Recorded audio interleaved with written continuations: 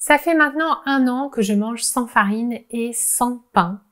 Et je vais vous raconter les plus, les moins, pourquoi j'ai fait ça et quel est l'intérêt peut-être pour vous aussi d'expérimenter une alimentation où on réduit un peu les glucides.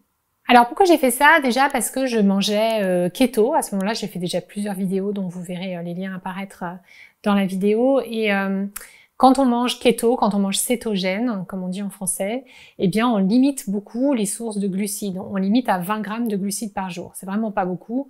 Quand on sait que dans une tranche de pain, il y a en moyenne 50 grammes de glucides, quand vous êtes à 20 grammes de glucides, ben, ça veut dire qu'il faut vraiment diminuer les glucides et donc les éliminer quasiment de votre alimentation.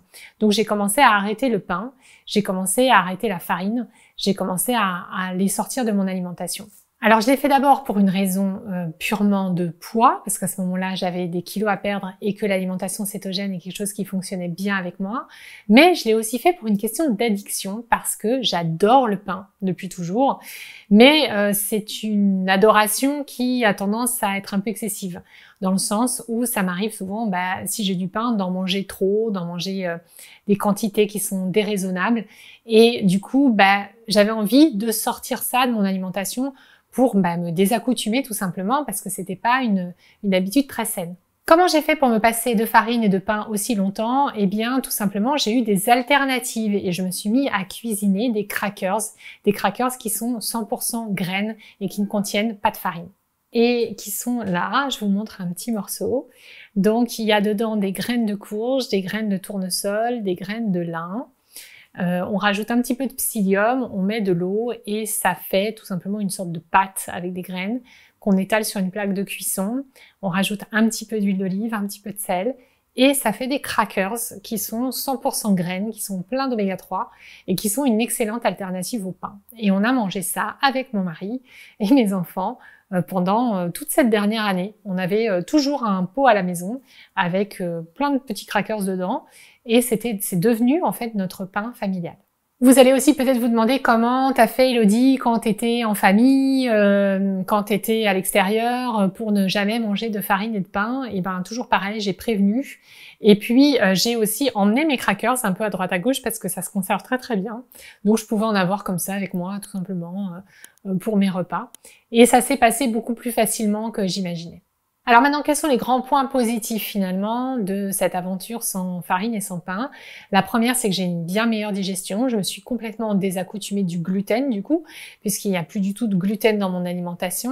Et j'ai senti un vrai effet ventre plat, une vraie sensation de légèreté dans la digestion. J'ai vraiment senti que ça me permettait d'être en meilleure santé. Et ça m'a vraiment fait du bien. Je suis sortie bien sûr de mon addiction au pain puisque je n'en consomme plus. Et j'en ai plus envie. C'est-à-dire que quand je suis dans une boulangerie, si je vois un croissant, si je vois un pain au chocolat, j'ai pas envie d'en manger en fait parce que c'est sorti de mon alimentation et ça m'attire même plus parce que je me suis désaccoutumée assez longtemps pour que ça ne soit plus associé à un gros plaisir dans mon cerveau. Et puis, ce qui est très chouette aussi, c'est qu'on a arrêté de consommer du pain à la maison. Mes enfants, je leur fais toujours un peu de riz, des pâtes, etc. Mais moi et mon mari, on mange quasiment plus de glucides. Et du coup, on est en bien meilleure santé. Aussi pour mes enfants, je suis contente d'avoir diminué le pain pour eux. Ils ont déjà plein de sources de féculents et de glucides à la cantine, à l'école. Et donc, je trouve ça bien qu'à la maison, on puisse un peu rééquilibrer les choses. Et puis bien sûr, le fait de ne pas avoir de farine et de pain m'a permis de conserver ma perte de poids et j'ai donc perdu 12 kilos en 1 an et demi et je suis très contente parce que j'ai pas repris. J'ai repris par moment 1 kilo, 2 kilos. Bon, ça c'est les kilos standards qu'on reprend classiquement après une diète, mais j'ai quand même réussi à garder ma perte de poids et du coup une meilleure vitalité. J'ai aussi moins d'inflammation dans le corps. C'est aussi directement lié au fait que je consomme moins de farine. Je sens que j'ai un corps qui est moins inflammé, que je suis en meilleure santé.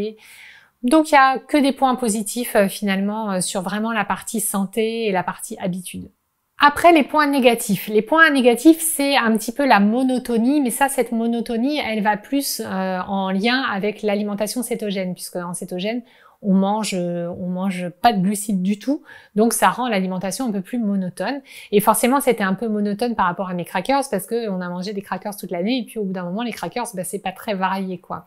Mais la bonne nouvelle, c'est que là, on est parti de Maurice, maintenant je vis à Bruxelles et l'avantage, c'est que là, je retrouve l'Europe et donc je retrouve le choix et les magasins, les supermarchés bio. Et là, j'ai commandé en ligne du pain cétogène, qui est un mélange de différentes farines de graines, en fait, qui ne sont pas tout à fait des farines, c'est juste des graines transformées en poudre. Et ces mélanges-là sont super faciles à faire au four. Ça ressemble vraiment à du pain.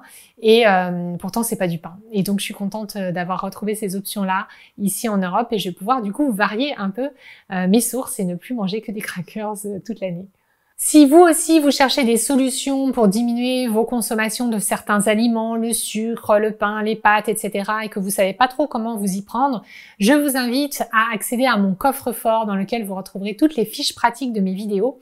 Dans ces fiches pratiques, vous aurez la fiche pratique de cette vidéo, mais aussi des précédentes, avec tous mes conseils pratiques résumés, et vous aurez aussi accès à un mini coaching pour vous aider à mettre en place des actions et commencer à changer vos habitudes pour de bon dès maintenant.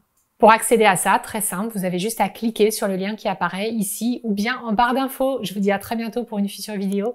Et d'ici là, n'oubliez pas, vous méritez de prendre soin de vous.